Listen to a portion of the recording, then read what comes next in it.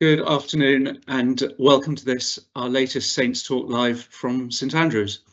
My name's Alex Hayes. I'm Head of Development for Arts and Divinity at the University, and I'm delighted to be introducing today's talk by Professor Brad MacKay, Reflections on Postgraduate Study at St Andrews. Professor MacKay is Deputy Principal and Vice Principal for International Strategy and External Relations at the University, and is also the founding Dean of our new business school, which we have created from the merger of our schools of management and economics, and which will, in due course, be co-located with our School of International Relations on the old site of the Madras School on South Street, a project which will define and dominate our lives here for the next few years. But the journey to this current bulging in tray that Brad has began a couple of decades ago, first with an MLitt with distinction in management, economics and politics from St Andrews, followed by graduation from St Leonard's College in 2004 with a PhD in strategy.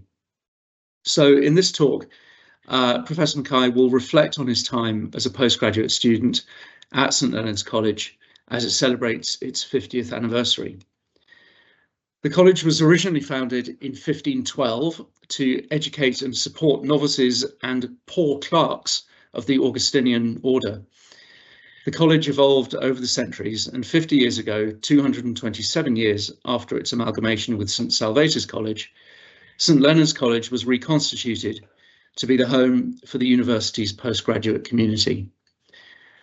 Half a century on, its commitment to supporting postgraduate students, fostering intellectual curiosity, interdisciplinary collaboration, and scholarly excellence remains unwavering. So Brad will speak for about 30 minutes, after which you'll have the opportunity to ask him questions, and I would warmly encourage you to take that opportunity. Please do submit your questions in the chat, and you can do that at any point at all during the talk. Having done a number of these talks, I have detected a pattern where sometimes questions can be a little slow to emerge at the start of the Q&A, and then we get a deluge with 2 minutes to go.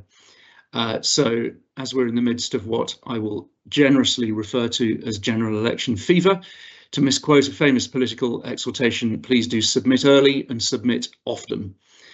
And we will wrap up promptly at no later than 6:15. So, without further ado, I'll now hand over to Professor Brad MacKay for his reflections on postgraduate study at St Andrews. Thanks, Alex, for the introduction, and I'm really delighted to be here giving a Saints talk, particularly one that's celebrating St Leonard's College 50th anniversary. It occurs to me that I arrived about 25 years ago when St Leonard's College was a mere quarter century. And given its current incarnation and the original founding of the college being in 1512, it's quite youthful, which is also terrific because I also note that I share a bit of a birthday with St Leonard's College as well. So I'd like to think that we're both 50 years young. As Alex was saying, I currently have a few titles at St Andrews. One is Deputy Principal, and then I'm also the Vice Principal International Strategy and External Relations and the Interim Dean of the Business School, which I'll talk a little bit about towards the end of my chat. But what I've been asked to really talk about in this anniversary, 50th anniversary of St Leonard's College, is a bit about my own postgraduate journey here at St Andrews, some of the research work that emerged from that, and some of the trajectory towards my current roles and posts at the university. And then I also want to take a bit of an opportunity towards the end to talk a little bit about the future and also about the new business school and how that relates to St Leonard's College. So going back about a quarter of a century, I came to St Andrews. Actually, to some degree, it was partly due to St Leonard's College, in that I was looking at postgraduate programs abroad. As many of you can probably tell, I'm originally from Canada, and I'd been looking at different possibilities in different parts of the world. And a friend of our family's who had done part of his doctoral research in divinity here, actually at the university, happened to be visiting, and he said, "Had you ever considered St Andrews?" And so I looked into it, and I thought St Andrews looked fantastic. And originally I was coming for a one-year MLitt program in management, economics, and politics. So I arrived in St. Andrews about 25 years ago and was a resident initially at Dean's Court. I did, just to give a bit of a biography, I did my MLitt and was invited by somebody in economics at the time, actually, to stay on and do a PhD. Although I wound up doing it in strategy with a supervisor in, at that time, the Department of Management, and I'll come back to that.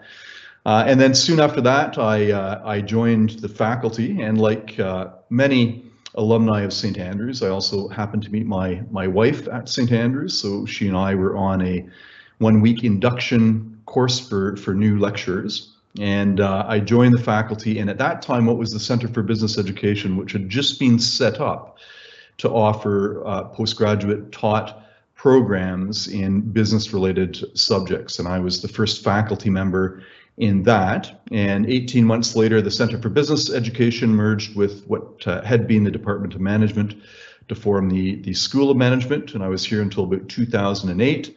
And then I went off to Edinburgh for 8 years, where I held several roles in the business school at the University of Edinburgh, such as running their MBA programs, and then head of the Strategy and International Business Department, and then eventually on the executive team of the business school, before coming back to St. Andrews, originally into the management school as a professor of strategy, and then subsequently as the vice principal for international strategy and external relations, and then senior vice principal and currently deputy principal. So that's just a bit of a overview of my journey at a very high level.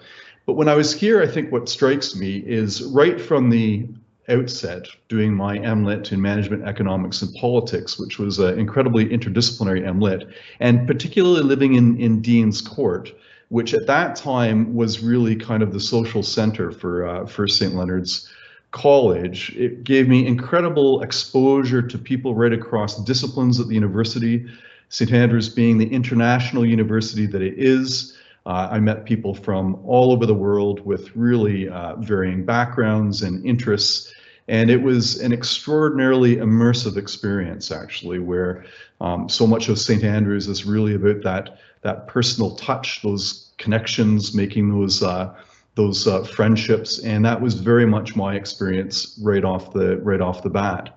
And Dean's Court, which of course there was a couple of postgraduate residences at the time, so Ganachie being one, Dean's Court being the old residence that housed about 60 postgraduate students right across from the cathedral, was kind of the social center of that.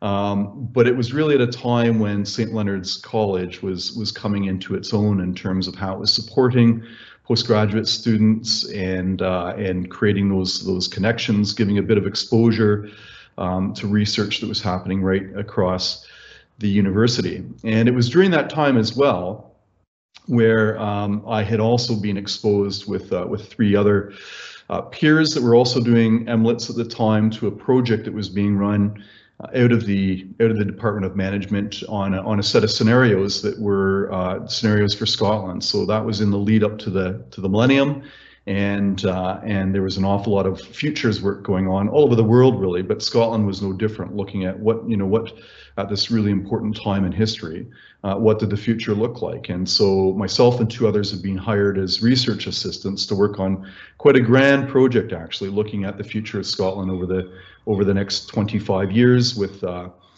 Peter McKiernan, who is a professor in the management department at the time, and that's really where some of my interest in postgraduate study or going on to a PhD really emerged. So towards the end of that, and on an invitation to stay at St. Andrews and do a PhD, I managed to secure an overseas research scholarship where I continued on in that sort of area of research, but at that time I was also beginning to look at sort of the psychology behind how people make decisions around the future, what role the past plays in that, and specifically a psychological way of thinking around counterfactuals and asking what ifs and prefactuals, which are effectively asking what ifs about the future. And I spent the next 4 years really researching that, and it was an incredibly rewarding period of time. And part of that rewarding period of time was really about, again, the sort of connections that I was making across the university as well, and the fact that St. Andrews is that very immersive place, the sorts of things that I was being exposed to. And so when I think about some of my peers at the time, you know, we had people that were looking at fuel cell technology, which at that time was still fairly early on, but was really absolutely cutting edge, as it continues to be at the university today, and has also, gone into things like hydrogen and some of these different areas. Photonics was another area that was incredibly powerful, and of course, a lot of my peers at the time were doing research into some of the optical backbone of what then became the the internet that we all use so widely today. People that were researching in areas like the philosophy of Reinhold Niebuhr and what that has to do with international relations or things like animal rights. So it was an incredibly diverse and intellectually stimulating cohort, which again was really kind of brought together through St. Leonard's College, and so we obviously learned an awful lot about what each other were doing, but we had a lot of fun too. And as a matter of fact, I recall a very young, well, I shouldn't say very young, but she's my age, but a gig that Katie Tunstall was doing in Dean's Court one night, and who obviously went on to rock and roll fame. So really an incredible experience from that perspective as well. So out of my PhD, and again, as I was finishing that, and the whole concept behind the Center for Business Education began to emerge, and I once again was invited to apply for a lectureship in that. I'd always kind of meant to return to Canada, but the siren calls of St. Andrews kept on calling, and keeping me here at the university. But we set up the Center for Business Education at that time, which was really quite a significant step for the university, because whilst we had postgraduate taught programs across the university, so we had them, for example, in terrorism and political violence in a number of different areas, it was still a relatively small part of the university's activities when I think about our traditional programs now, so undergraduate, postgraduate taught, and postgraduate research. And part of what for me was a huge draw in staying at St. Andrews as an academic was once again just the fact that it is such an incredibly tight-knit community, and also that sort of exposure to interdisciplinary forms of thinking and ways of thinking about things. The Center for Business Education was an incredible opportunity to not only found and start up something which was very initially almost like a postgraduate college for business, but also to think about how those types of subjects also interlinked with other interdisciplinary areas within the university. So we set up the Center for Business Education, and as I was saying, out of that came the management school with the merger there. And even as the management school formed, once again, that was really highly connected with other areas of the university, and that interdisciplinary flavor and that immersive experience, of course, was part and parcel about how things were approached there. So when I went off to Edinburgh, and I just kind of think about the sort of the skills and an awful lot of those interests that really took root here, and as I began my academic career properly, I was kind of went from that scenario work and that futures work, which continues to be an area that I look at even today, but much more into strategy process. So that's looking at not so much the outcomes of when organizations develop strategies, but very much about how they're developed within organizations. So it's looking at the sociology of interactions behind strategy development within organizations. It's looking at the psychology and the role that plays in decision making.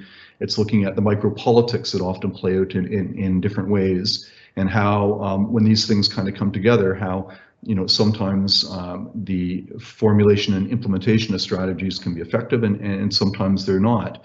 But continuing to draw on that experience that I'd had through St. Leonard's College and my own research interests, which were very much in an interdisciplinary flavor, when the Scottish independence referendum was called in 2013, and there was an Economic and Social Research Council, so that's one of the big research funding councils within the UK, set up a specific program which was looking at the future of the UK and Scotland, and they'd appointed 12 senior fellows and 40 researchers in total, and I was one of the 12 senior fellows, and part of my role within that whole program of looking at the future of the UK and Scotland, and the specific focus on the what ifs around if Scotland were to become its own independent country, and its effects in terms of my research project on what sort of impact that might have on business in particular. And so once again, I was drawing on those skill sets that I'd picked up whilst at St. Andrews, because I was looking at not only the impact of a big political event, so it brought the politics into it, but also how that was having an impact on people's psychology, how they were making sense of the whole independence referendum, and how decisions could potentially emerge from that. About their businesses. So it really was pulling in that management, economic, and political area that had been so important and formative for me whilst studying at St. Andrews.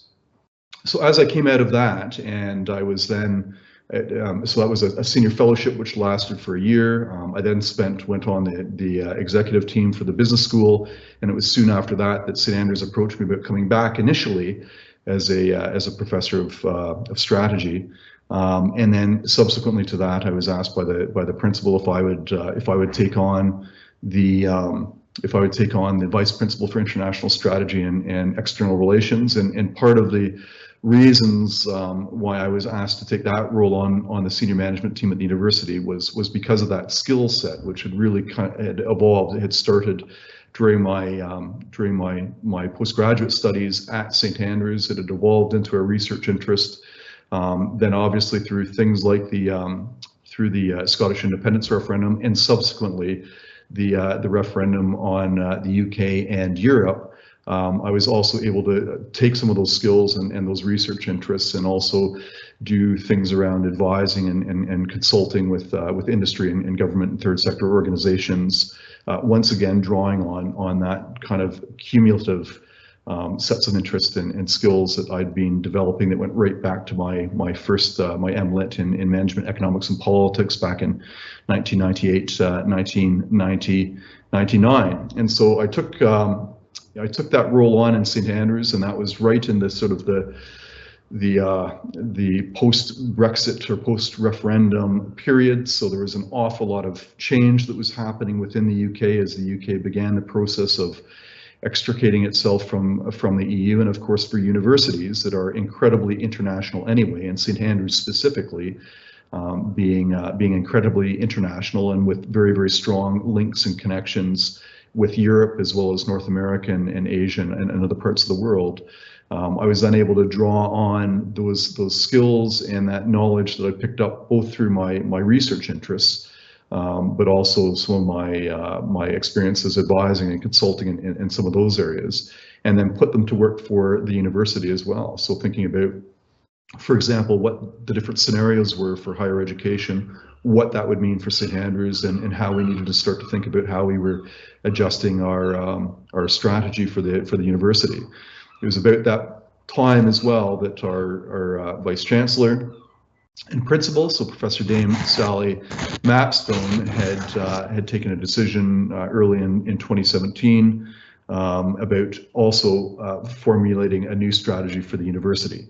And so having a skill set in that area, myself and another colleague on the senior management team, Esther Ruskick, helped to lead that under the leadership of the Principal and Vice Chancellor, where we developed the first iteration of our university strategy from 2018 to 2023, and that's where the 4 pillars around world leading, so the areas where we have academic breadth and depth across disciplines in both teaching and research, in addition to things like our diversity and inclusivity pillars, where we make improvements in those sorts of areas, where we have improvements to make in entrepreneurial St. Andrews. So thinking about how we're really drawing some of the graduate attributes around entrepreneurial skills in the curriculum out, whether you're taking a program in art history right through to zoology, as well as putting support in place for the fantastic things that are happening in our labs, for example, and how we get better at translating them into, you know, spin-outs or social enterprises, or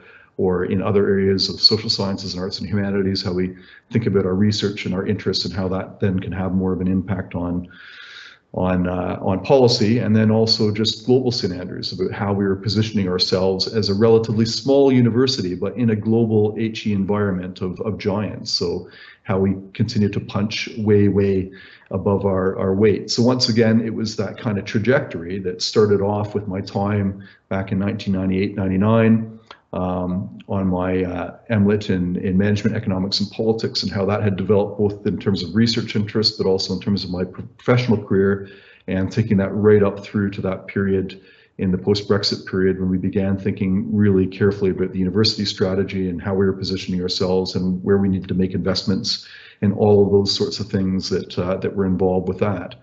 And that took us, of course, into the pandemic, where once again those skills came in handy again when we began very quickly after the first lockdowns in the UK came in March of 2020, and we began thinking about, well, what does that mean for a highly international university in terms of our students, and how we're able to continue to ensure that they have the sort of first-class experience that they and we would expect from St. Andrews. How do we continue to maintain our research, and how do we position ourselves in what was going to be an incredibly challenging time? So once again, we went down the scenario route and began looking at our institutional strategy and where and how we needed to make adjustments to ensure that we were able to navigate what became an incredibly challenging time for us all over the world, and making sure that as an institution, not only did we survive, but we thrived and came out even stronger. So once again, for me, there was a continuum in terms of you know, what I had learned, the career that had come out of that at St. Andrews, through my time at Edinburgh, and then back to St. Andrews again. So where we're at the minute then is, you know, as a great university, we never rest on our laurels, and so when I think about that trajectory in my career path, and actually to some degree, one of the big initiatives that we've got at the minute, of course, is New College. So for those of you that are familiar with St. Andrews and may not be familiar with it, that was the site of the old secondary school on South Street, with one of these absolutely beautiful 1830s mock Jacobean quadrangles at the front. And that was taken over by the university. One of the first things that the principal and vice chancellor did when she came in is that there had been a debate that went back almost to the time when I'd arrived in St. Andrews about where the town could build a new secondary school, because the other one was quite outdated, with the 1950s buildings kind of sitting on the site, which were becoming a bit worse for wear.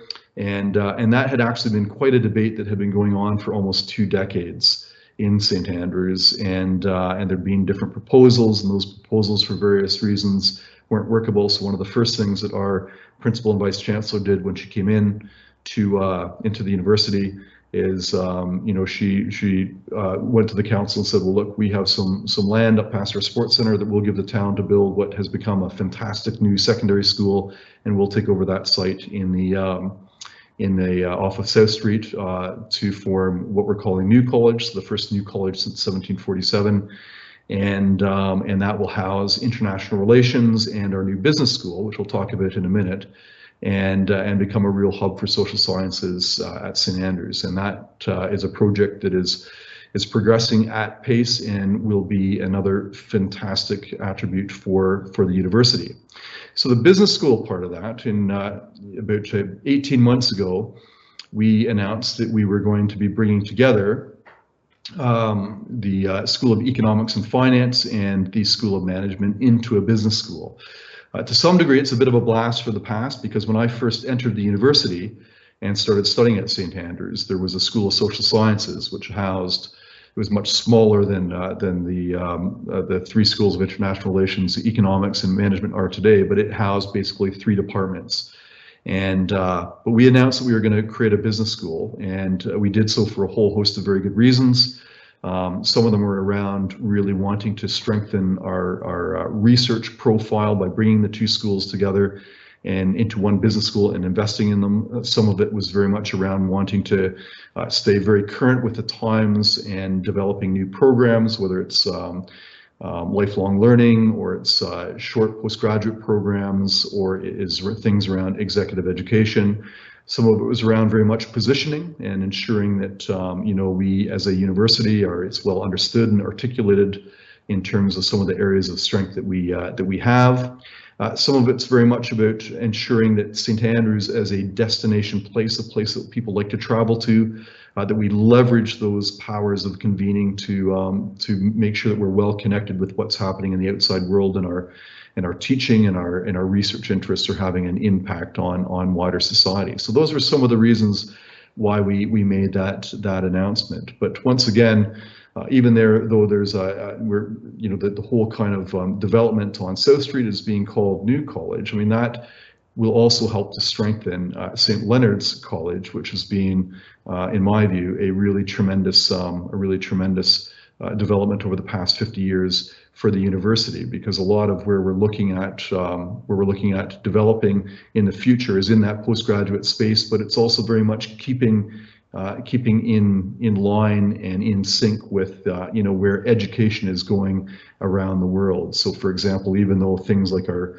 standard postgraduate taught programs, our traditional PhD programs will continue to be a mainstay for postgraduate teaching at the university and education, the reality is that the world is changing, and increasingly people are looking at coming back to education at various points in their careers, but looking for different types of educational delivery, whether that's short programs, whether it's hybrid programs, a mix, or blended learning programs, so a mix of online and residential type programs, programs of different durations, from everything from a week to 2 weeks to a month to part-time. So ensuring that the very fantastic educational experience, student experience that we have at St. Andrews, the very research-led experience that we provide is also deliverable and available and accessible in different formats and different ways. And so the business school will play, in conjunction with international relations and our other schools, an important role around that. And that interdisciplinary approach as well, and that interdisciplinary thinking is still very much baked into the whole concept. And that, once again, is what had made St. Leonard's College so special. I think in an awful lot of universities, particularly universities that are larger in scale and magnitude, oftentimes they can become quite siloed in lots of different ways. And one of the things that I think that St. Leonard's College has done really effectively is in how we've really brought a lot of our postgraduate students together, whether that's through social functions or it's raising awareness of the types of research that are happening across the university, and by definition, around the world, has been really, really effective. And then I go back actually to some of the original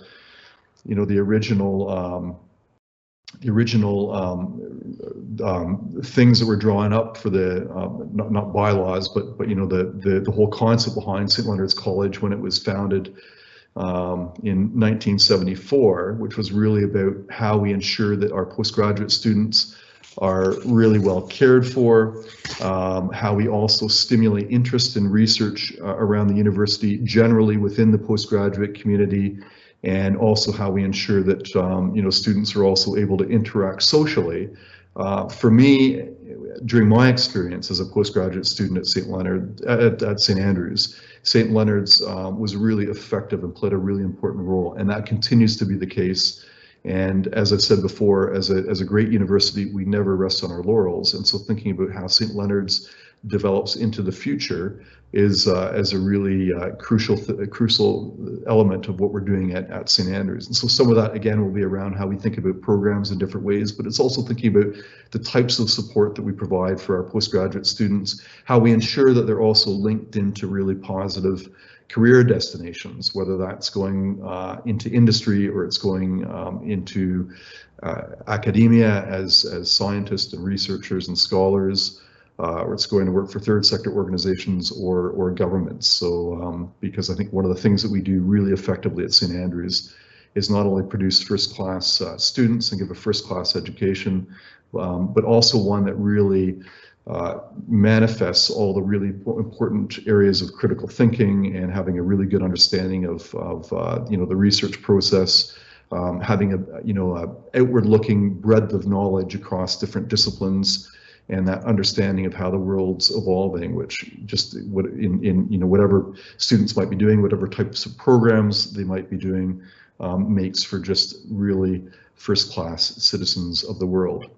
So I think with that, I would just want to come back with a conclusion that this celebration of St. Leonard's College, its current incarnation, because of course the original was founded in 1512, but it plays a really crucial role at St. Andrews and will continue to do so as that sort of convening college for our postgraduate community. And in any university, for example, our PhD programs, that's the lifeblood of a research-intensive university. Our postgraduate taught programs are crucial for creating those pathways into really positive career destinations and providing that journey from an undergraduate education to a postgraduate taught, and for some through to PhDs and then into academia, or for others into other types of career destinations in industry, government, and the third sector. But also making sure that we continue to develop our programs in ways that very much are in line with where the world is evolving. After all, as a university, we've been around for 600 years, and we've managed to survive lots of things and help to shape the world in very positive ways throughout that time, and that will continue to be the case. But it's precisely because we grow and we evolve and we develop over time as an institution that we've been able to do that. So once again, a huge happy birthday to St. Leonard's College. Happy 50th birthday. I think it's an incredible milestone to celebrate. It's been a force for good at the university, and for really helping to convene our postgraduate community and provide the sort of support that is required. And we will continue to develop over time. And I think with that, Alex, I'll probably pause there and give a bit of time for anybody that might have questions or anything that I might have glossed over that people would like to delve into in more detail. Thank you. That's great, Brad. Thank you very much. We do have a few questions already in, so if you are stimulated to add one to that list, please do. So I'll start with something that isn't a question, but is an expression of good wishes. So Derek Corcoran says, "Hey Brad, hope the golf is still going." There you go. Unfortunately, it gets more challenging from there. Well, I'm actually delighted that Derek's joined us, Alex, because he was one of the people I was referring to that that I found his research to be of fantastic interest. So Derek was one of our chemists. We did our PhD together, lived in Dean's Court together for quite a period of time, and Derek was at the cutting edge of fuel cell technology at the time, and as far as I remember, is now working in the United States. Doing fantastic things there. So thanks for joining us, Derek, and good to hear from you. And no, sadly, my golf scores have, with my age, have been going up, not down. It's possible that that there may be limited time available in your diary for extensive golfing. I'm just positing that as a hypothesis.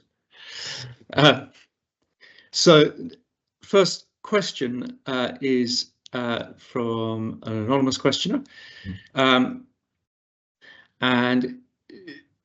it is: St. Andrews is currently investing heavily in developing postgraduate taught short and executive education courses. Could you share what the university is planning on doing to develop postgraduate research study at St Andrews, especially when PhDs make up a substantial part of the university's workforce? What are the plans for recognising that postgraduate researchers play an essential part in the research and teaching culture at St Andrews? And how is St Andrews strategically approaching making postgraduate research study fit for the future? So yeah, plenty to get your teeth into there. That's a really, really good question. Probably one that's is better answered by the provost than me. But no, I mean, that comes back to that point that I was making. I mean, that's exactly right. So our PhD community is about 10% of our overall community, which we are continuing to invest in and increase. Our PhD students, I mean, that is the lifeblood of a research-intensive university. So they're absolutely crucial and critical and central to everything that we do at the university. And, some of the areas that we have invested over time, I mean, first of all, it's putting an awful lot more resource into scholarships to support our PhD students. And when we launch our next philanthropy campaign, that will be part of the area that we'll be focusing on, in addition to things like new college and our new computer science building and some of those projects as well. So putting an awful lot of resource in terms of scholarships into it, but I think part of the question was really about the training and the sort of support, and that's also making sure that we at St Andrews are best in practice in terms of how we support our PGR students. So some of that has been about we have actually set up programs where, for example, our PGR students can be doing more teaching. I mean, that's not necessarily always been the tradition in the UK system, and to the same degree that it might have been in the US or the Canadian system, for example. But ensuring that our students are exposed to being able to participate in things like and contribute to things like teaching, which is part of that the skills development. In our career service, continuing to invest in making sure that because not all of our PGR students will necessarily go into academia. Some might go into industry or government or third sector type organizations. So looking at how we increase support for our PGR students to ensure that whatever their hopes and desires are, that there's support there so that they can realize their own aims and their goals there as well. And also about making sure that we are putting support in place to ensure that there is a sense of community there as well. So some of that happens within the schools, and we have 18 schools across the university, and there's a very strong sense of identity there. But it's also about how we create that sort of esprit de corps right across the institution as well. So very good questions, and we've got our provost, Professor Frank Muller, he's got a laser focus on ensuring that our postgraduate community generally and our PGR students as part of that community are really well supported. And I hope that kind of answers the question, at least partly. Thanks, Brad. Yeah, and I wonder if I might just we've got a couple of other questions coming in, but I wonder if you might just reflect a bit on what you were saying in there about PhDs being the lifeblood of the university. I think that's very obviously true in terms of the research capacity and scale of the institution as a research institution. I think at St Andrews, one of the reasons that we continue to ride so high in the UK league tables is because of the quality of our undergraduate teaching experience. But the reason that is so good is because we've held fast to our model of research-led undergraduate teaching, delivered by our top academics with passion, in person, in small groups. And that's a model that has by no means been held fast to across the sector. So in a slightly less direct way, the importance of resourcing that research capability and being able to recruit and attract top academics is dependent on our ability to attract and retain fantastic PhD candidates. So I think, you know, there's a circularity there, to my mind, which places PhDs right at the heart of the life of the university. I don't know if you want to expand on that a bit, on that little monologue a bit. Well, okay. No, I think that covers it. Yeah, no. When I made that comment, I mean, I was referring to the research activities of the university, Alex. But I think actually that wider student experience is. I mean, you're right to point it out. One of the things that we know at St. Andrews, for example, is that an awful lot of our undergraduate students go on to further study, postgraduate study. And I think that's just that's an accolade to the wider student experience that we give at the university. The fact as well that even at the undergraduate level, we are very clear that it is that students are receiving a research-led student experience, and of course our postgraduate students play a role within that research-led experience as well. But I think that sort of exposure to what's cutting-edge thinking, what's cutting-edge research at an undergraduate level is very much also part of the reason why then students go on, to become postgraduate students as they want to kind of delve into various areas that they have an interest in as well. So I think that's a really important part of it. In our postgraduate taught programs as well, I mean, we've got fantastic postgraduate taught programs at St. Andrews that are, preparing students with really, again, cutting edge research-led education for whatever their destinations of choice is. If it's an industry, third sector, government, whatever it might be. And these things kind of really, they create an ecosystem at the university, which is self-reinforcing, which is really, really important. All these different kind of areas, and over time as well, the types of short programs, executive education, different types of approaches to delivering our education at St. Andrews will also very much be part of that wider ecosystem. Exactly. Thank you. So I have two questions here, which are basically the same question, both of which really lead on from the sort of the last part of the answer that you gave to the first question, where you talked about esprit de corps amongst postgraduate students. So question from an anonymous poster says, the majority of postgraduate students currently does not engage in a meaningful way with St. Leonard's College. How are you planning to change this? And then Alex Walmsley, hello Alex, lovely to have you joining us. It is basically asking the same question in a slightly more expansive way. Thank you for this. I'm struck by your experience with St. Leonard's College. I had no interaction with it whatsoever in my day, 93 to 97. Instead, the departmental common room was a great place to meet other history postgrads and talk. But by not living in Dean's Court, I didn't really meet many other postgrads, which leads me to hope that there will be the provision of sufficient postgrad accommodation for the business school, as living in town is part of the whole St. Andrews experience. So would you like to just respond to those sort of two facets of the same question?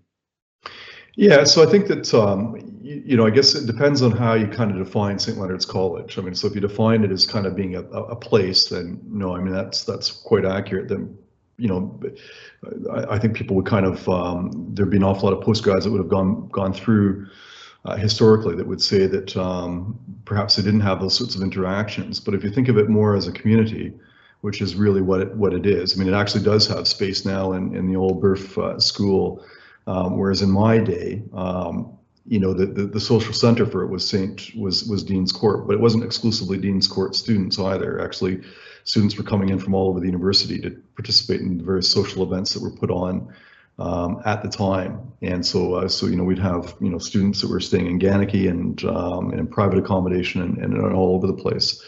And but I think that from the whole concept around St. Leonard's College was about the wider support that was being put in place for our postgraduate community. So even if postgraduate students in the past maybe didn't recognize that they were engaging with the college, they actually were, because that's what was really driving a lot of that support. So in some ways, even sitting in the common room in history, for example, if you're engaging with the community, then you're sort of engaging with the wider sort of concept around St. Leonard's.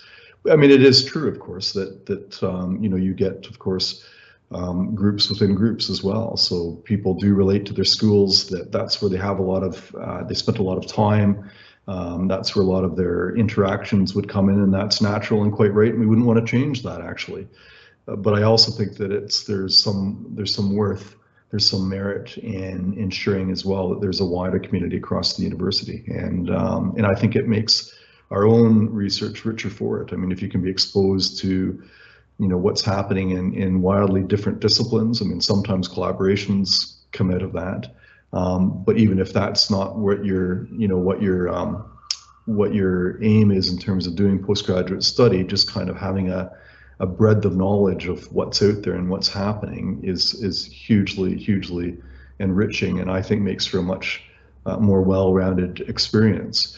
And in terms of how we're investing in the community, well, we're continually looking at how we put support in place for our postgraduate community, and so that, and it still kind of goes back to those three areas, broadly speaking, that St. Leonard's was set up to address. And so that was ensuring that there's support put in place for our students, whether that's through student support services or other types of areas. It's ensuring that our students have the appropriate training that they need as well, to make sure that they can thrive in whatever their direction of travel is with their careers. It's about giving that broader understanding of what's happening across the university, and where possible, it's also convening our community through social events and other types of interactions. I think there's always opportunities to do more. I think New College will play a significant role in that, actually. When you look at some of the initial designs around New College, I think potentially that has an incredible opportunity to become quite a convening hub right across the university. We have really ambitious plans for the North Haw as well, and what we're looking at doing down there. The first part of that will be a building we're calling the Digital Nexus building, around which will be based around computer science, but very much with the concept of being interlinked with the other schools down in the North Haw. And over time, over the next 15-20 years, that whole site will be, that whole part of the campus will be rejuvenated. And there are some really exciting visionary plans that sit behind that, but that also, creates an environment and for a postgraduate community where, if we think about St. Leonard's as being part of that postgraduate community, the wider community in that sense, that's all about how we're also, investing in our postgraduate research community and taught community, in addition to our wider activities across the university and our wider community across the university. Thanks. Yeah, and just on the accommodation point, I think it's probably worth pointing out that we have built a new hall of residence in Powell Hall specifically for postgraduates in quite recent years, to complement the Dean's Court and indeed some of the other postgrad accommodation that we have across the estate. So I mean, I guess it's true to say that's an ongoing challenge to meet that accommodation demand in the right way and make sure that we're doing that. But yeah, I mean, that's a significant investment in postgraduate accommodation in recent years. The questions continue to come in. So this isn't anonymous, but I think I'm going to anonymize it and not publish it for just because it's a slightly sort of personal inquiry. So I have a 2005 IR undergraduate alum here inquiring about the recruitment cycles for postgraduate students, in particular for I guess the New College and in IR business school perhaps.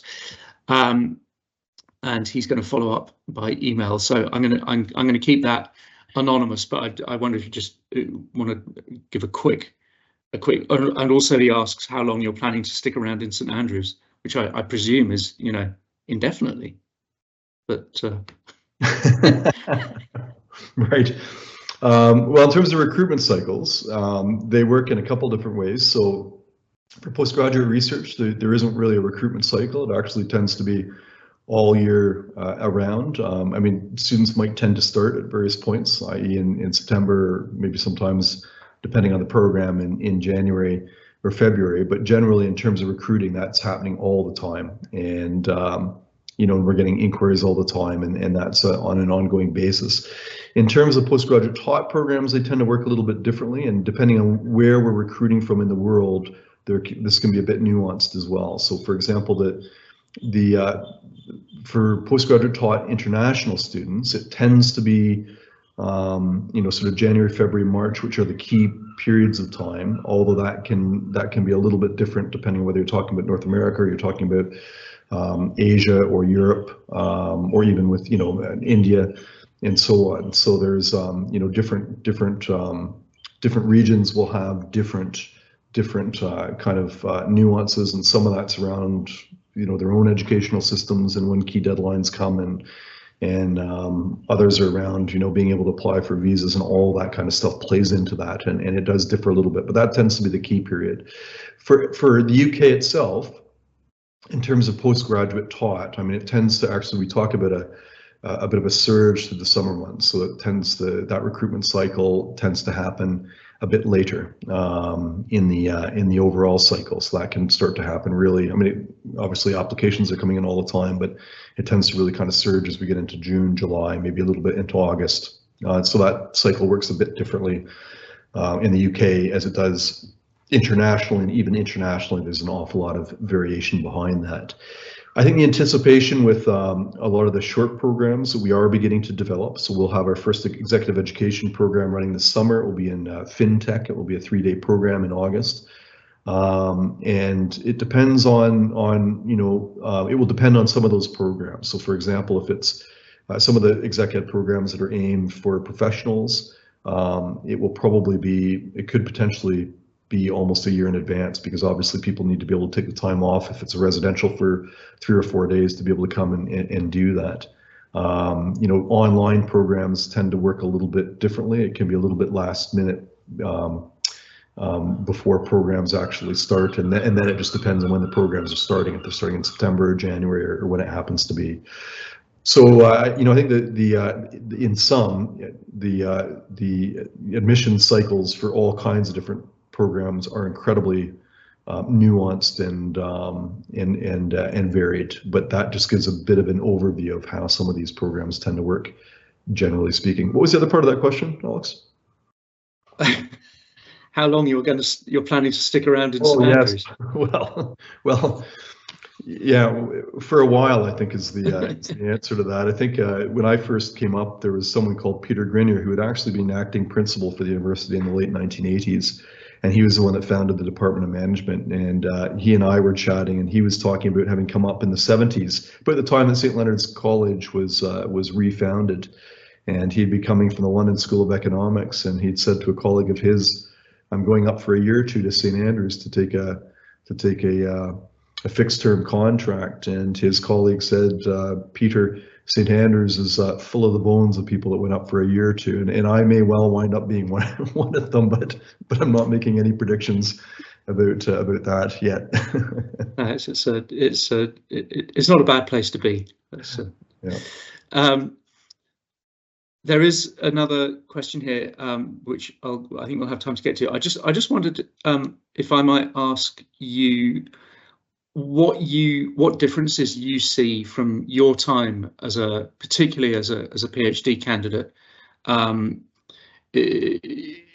to some of the environment for postgraduate study that there is now. Again, thinking particularly about postgraduate research, my impression is that the macro environment is quite challenging for a number of reasons.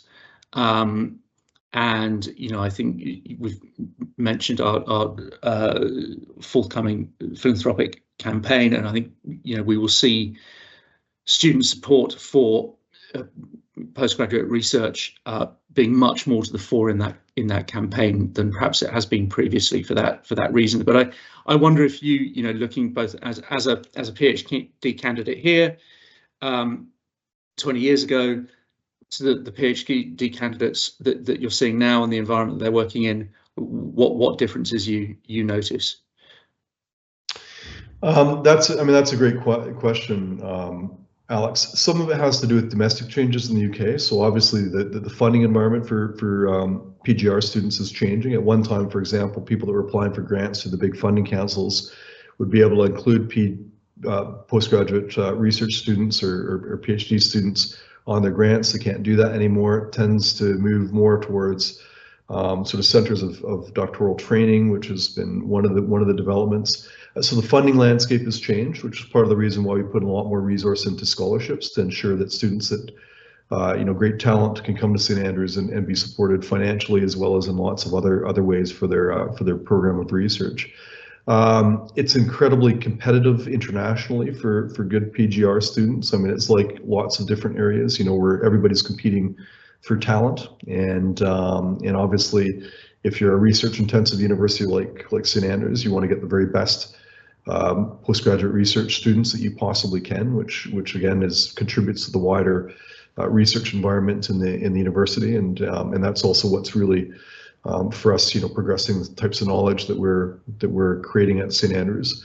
So it's incredibly competitive. We've seen other developments as well. So we're seeing a lot more things like what's called co-detail arrangements. So that's where, for example, you might have a PhD student that's doing that has a supervisor in a partner university, and so they might spend 2 years in St. Andrews and 2 years elsewhere.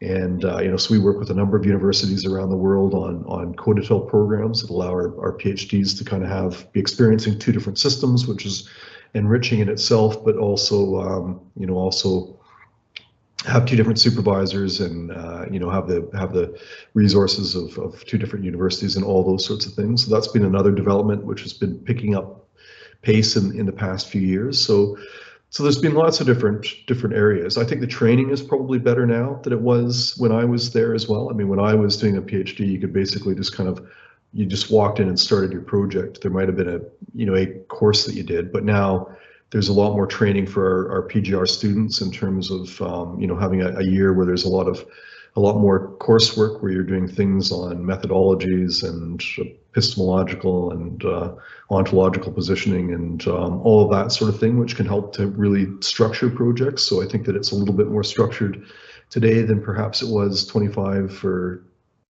years ago. And I think those are all positive developments. Actually, I think I think that it's like everything else, it's evolving, and I think that the sort of needs and support that students require today is a bit different than it was 25 years ago, and we've changed to make sure that we can provide that. Thank you. That's great. I did want to just ask. I know we're at time. But if I could ask you for the briefest of brief responses to this final question, which comes in two parts. How does the university differentiate PhD candidates from St. Andrews over candidates from other institutions? I'm guessing that that's a fairly easy one to answer. How are the PhD cohorts in St. Andrews supported in career development? So, in terms of the first question, I mean, if I understand the question correctly, I think one of the things that differentiates our students from an awful lot of students is, and it comes back to this immersive experience at St. Andrews. I mean, people, you have the sort of interactions at St. Andrews which you don't actually get at a lot of universities. So whether that's with our undergraduate students being able to really have interactions with postgraduate research, and of course their professors and tutors in a really immersive way. And we run, our labs, we run, our types of support for students that are in the arts and humanities or the social sciences in the same way, where students have an awful lot of interaction. They're really treated as part of the community at the university. And I think that part of what they get from that is just a really enriched experience and really a truly first-class training as well. If you think about a PhD as being a bit of an apprenticeship, actually, where you're learning a craft, and I mean that very generally, because but you're really learning from some of the best people in the world, and you're engaging with them on a day-to-day basis, and that's the way we kind of approach our PGR education as we do our undergraduate and our postgraduate taught. And I think that really is quite unique for us. So that would be one of the big differentiators. And of course, our PGR students go off and do fantastic things. We know that as well. And it's not surprising given the quality of students they are and the quality of training and support they get at the university. So that would be one thing. And then the second bit of that, it was career development for PhD candidates. So one of the things that we've been investing in recently with our careers service has been around providing tailored support for both PGT and PGR students who require different types of support, but also ensuring that our PGR students, whether they're interested in an academic career or going into other types of careers, are as supported as they can be. Thank you. And with that, I think we'll have to bring things to a close. Thank you so much to everyone for joining us. Sorry we were just a couple of minutes late starting. We had a small technical bump in the road, and so I hope you'll forgive us for just going over by a couple of minutes.